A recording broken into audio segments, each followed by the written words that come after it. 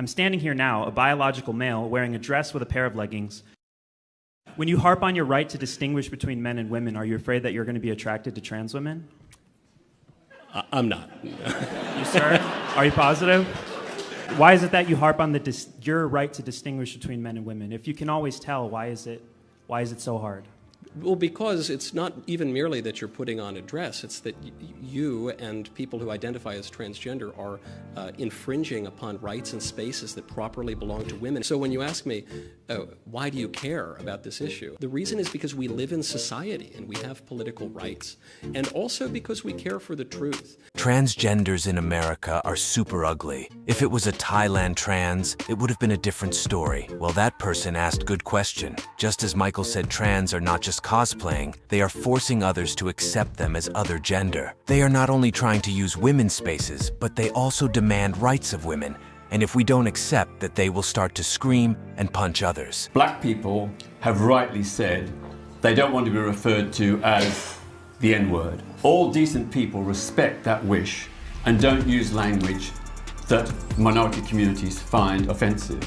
And I think that's simply what trans people are also asking. Clearly, as someone who grew up in the 1970s and saw the National Front march through immigrant areas using inflammatory language against black and Asian people, terrorizing those people, which did spill over into violence, attacks on Asian homes and shops, temples and mosques.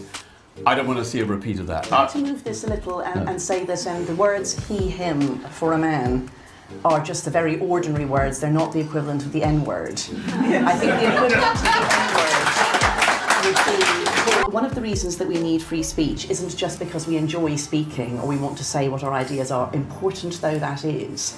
It is because we use language to write rules and laws. And if we are not able to call all male people male and all female people female, we cannot write rules that say all male people must stay out of this space.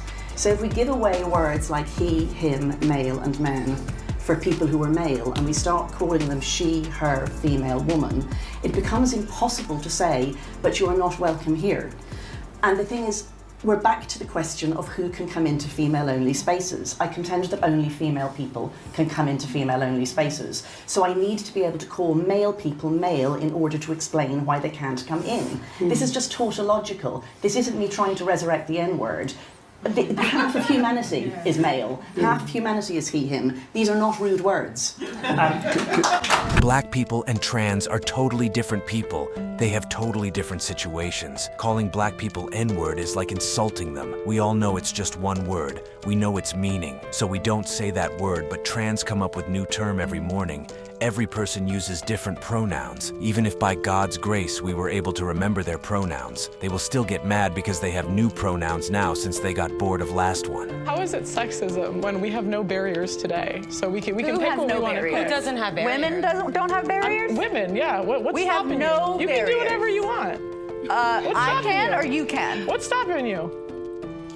I know what's stopping them. It's their lazy ass. They don't want to do hard work. They just want to be rich with minimal effort. You're on record for stating, and I quote, "This is the gayest generation of America." What are your overall thoughts on this? Because some of your opponents seem to believe you have homosexual tendencies. Well, it is the gayest generation ever.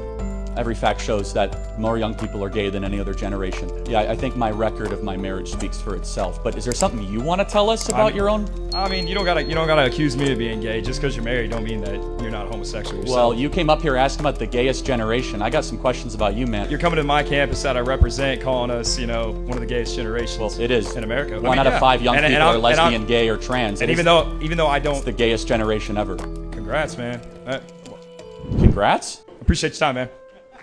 Yeah. Yeah. Thanks, man.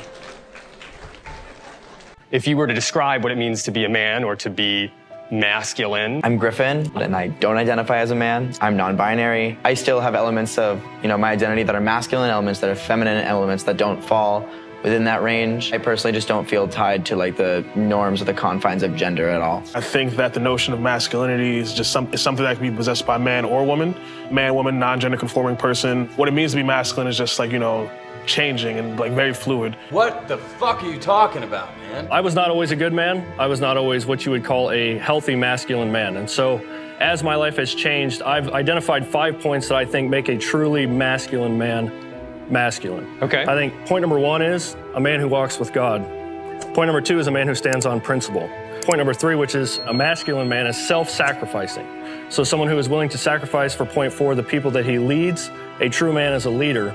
And number 5, a masculine man is never a coward. Dear leftists, I'm very happy to take part in this debate about democracy in Europe. So let me give you some example of very major democracy in Poland. Polish nation rejected you, dear leftists, 8 times. 8 times in a row you have lost elections in Poland. So get used to it, because you're gonna lose again. Let me give you some data about Poland and Polish democracy. The lowest unemployment in European Union is Poland. The highest GDP after COVID in European Union is Poland. One of the lowest debts in European Union is Poland. So don't give us this rubbish. We don't need your doctors. We don't need your engineers. Take them all and pay for them. Because there is 0 terrorist attacks in Poland. Why? Because there is no illegal migration in Poland. So don't give me this look. Trans women should be allowed in women's sports. So you look, for example, at someone like Leah Thomas, who was the swimmer from UPenn, who came first in her event. If you look at her statistics from her freshman year when she was competing in the male division to where she was at by her senior year or junior year, whatever last year was, when she was competing and winning the tournaments, as she started to take estrogen and hormone replacement therapy and things like that, her statistics went down a lot. And the difference between her and the male world record and the difference between her and the women's world record were pretty much the same when she was competing as a man versus competing as a woman. A lot of other biological factors outside of hormones, we think, play a much bigger impact on what sports are, when really the only difference that tends to happen is hormones and the way you can build muscle mass. Did he say anything to you that persuaded you to move to the disagree line? No. Biologically born women should only be able to compete with the women, and then biologically born men should only be able to compete with the men. Because why?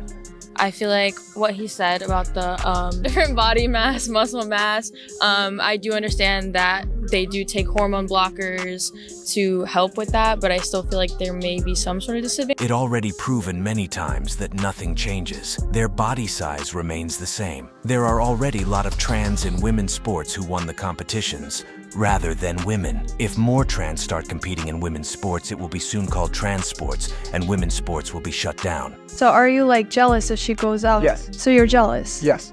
Then that's a you problem. I'm sure. She has nothing to be jealous of. Is it jealousy? The reality is I don't give any validation to any women, and I come home to her at the end of the night and she's waiting in my bedroom. What if she's like, okay, well, I'm set on you. I need to go out because I need to do my thing. I would not be with her. It's giving like Elvis Presley. Elvis Presley. Yeah, I have a question. Tell me now. Is it more so jealousy or insecurity? Like, are you worried about her? Or are you more so like, I'm the dominant one and I need to take care of her? Honestly, it's not jealousy or insecurity. I'm just not interested.